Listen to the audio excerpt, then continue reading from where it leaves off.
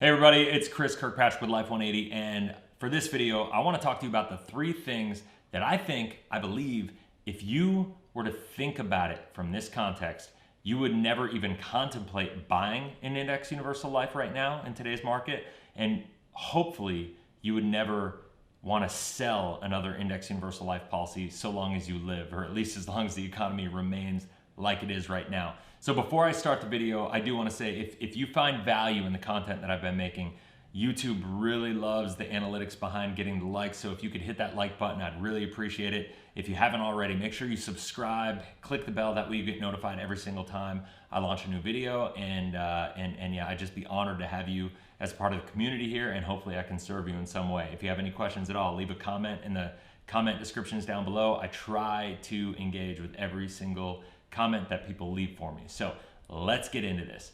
So the number one thing that I want to say, if you believe this, you're never going to want to sell another index universal life policy, that you'll go with whole life insurance every single time. If you believe that the government is going to continue to spend more money and print trillions of dollars and that's not going to stop, then I'm a big believer that that's going to put stress on the economy. That's going to give challenges for inflation, right? And so what's going to happen here, and I know that sounds kind of counterintuitive, but think about it this way.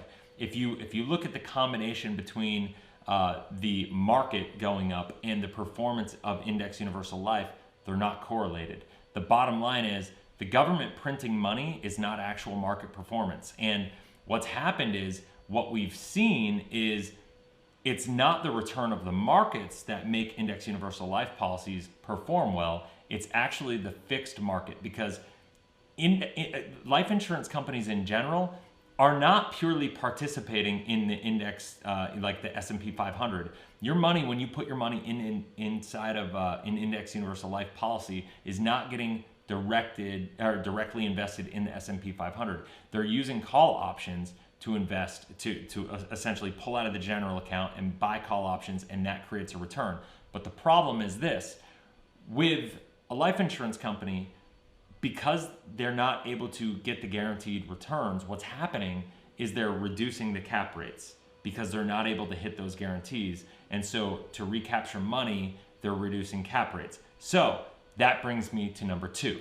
If you think interest rates are going to remain at a low level, right, which is what's been happening. I mean, we've been at the lowest interest rate environment that we've ever seen in the history of this country for almost a decade now, about 8 years, right? So if you think about it from that perspective, if you think this is going to continue, well, then what's that going to do? That's going to continue to put more stress on a life insurance company. It's going to put more stress on their ability to get guaranteed returns. Remember, life insurance companies are always investing in bonds, treasuries, corporate bonds, so on and so forth. They ladder them out. That's how the dividends have been so high.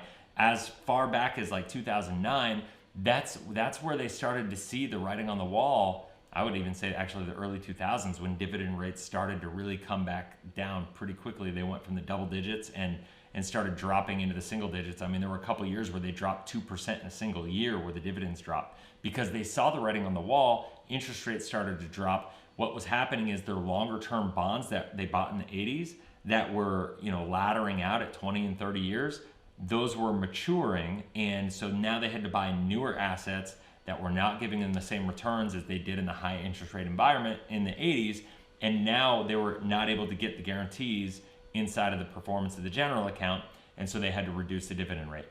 That's still happening to today, right? Like the bonds that they were buying in the early 90s that were paying 8-9% are maturing, and they're having to buy bonds at 2 and 3%. It's disgusting.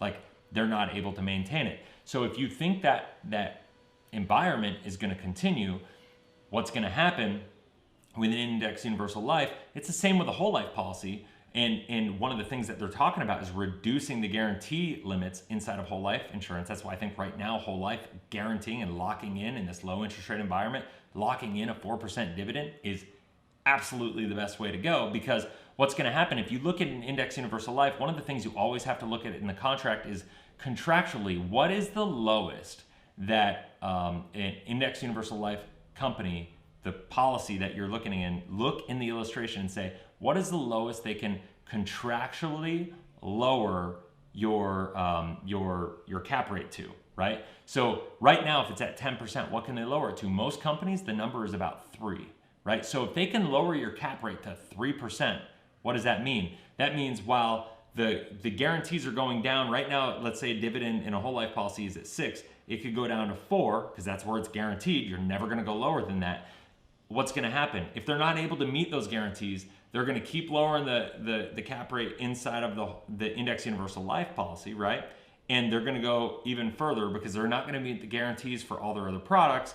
And so they're going to go lower. They're going to drop it to the maximum they're able to help meet the guarantees in the other products.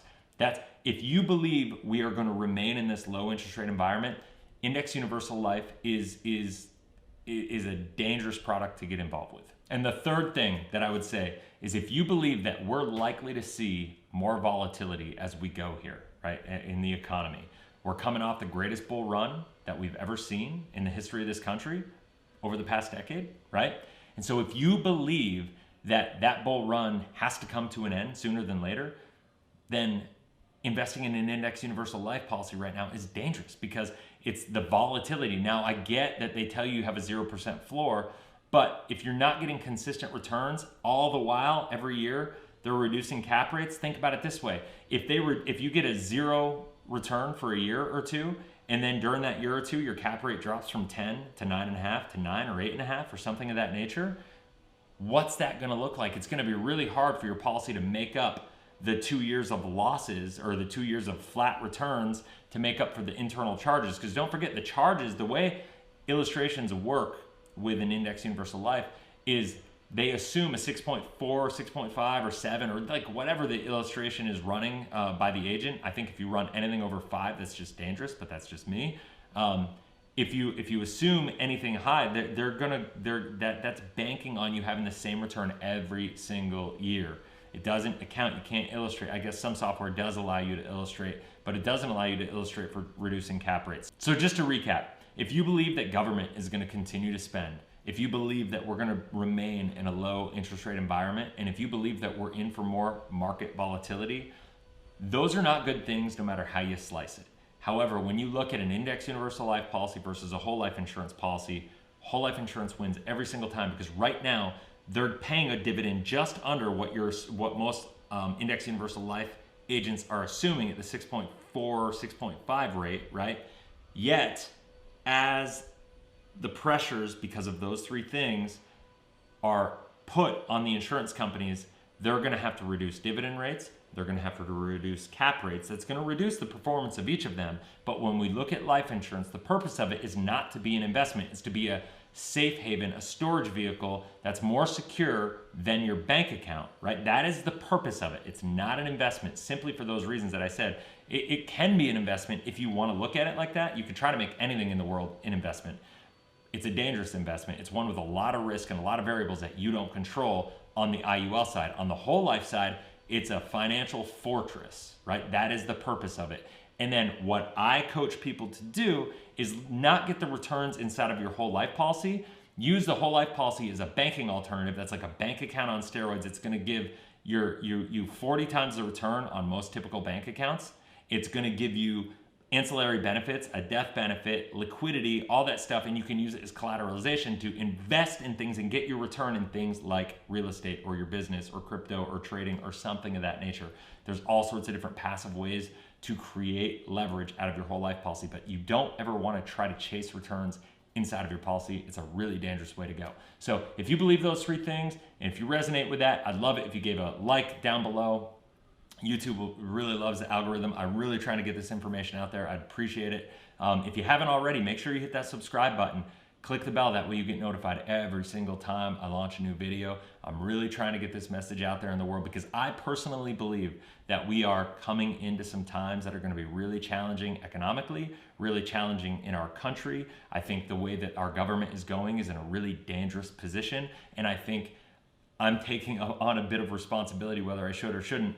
I'm taking on a bit of responsibility to take the industry on for the people that are out there selling products that I think are going to put people in harm's way. And that is IUL products right now. So if you have any questions at all, go ahead, leave a comment below. I try to engage with every comment that I get on the channel, and feel free to reach out, email me, chris@life180.com. You can look down below also.